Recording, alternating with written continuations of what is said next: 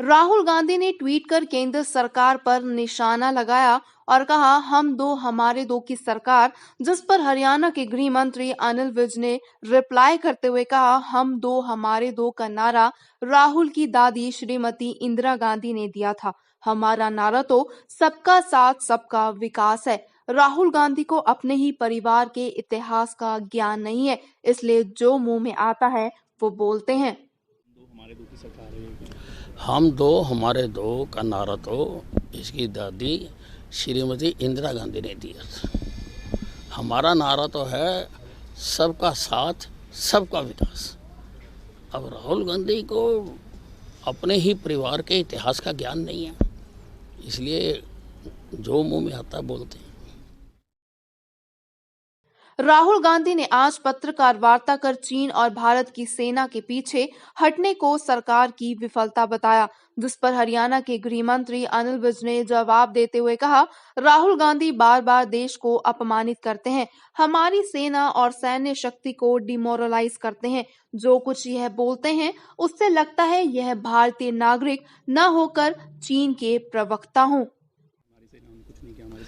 देखिए, ये राहुल गांधी बार बार देश को अपमानित करते हैं। हमारी सैन्य शक्ति जो है, हमारे जो सैनिक हैं उनको डिमोरलाइज करते हैं, और जो कुछ ये बोलते हैं उससे तो ऐसा लगता है कि ये कोई भारतीय ना होके चाइना के प्रवक्ता हों।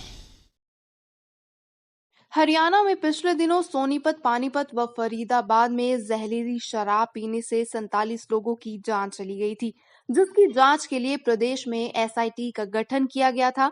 एसआईटी की रिपोर्ट पर अध्ययन चल रहा है, जिस पर रोजाना नए खुलासे हो रहे हैं।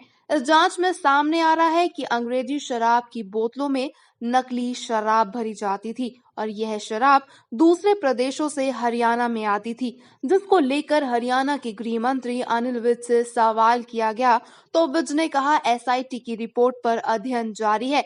एसआईटी ने जो रिकमेंडेशन की होगी उस पर सख्त कार्यवाही की जाएगी।